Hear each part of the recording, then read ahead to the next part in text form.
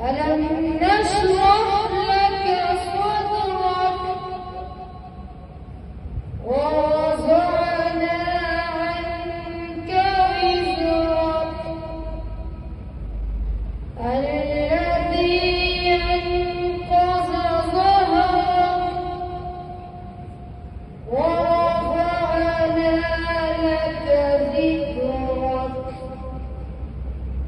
فإن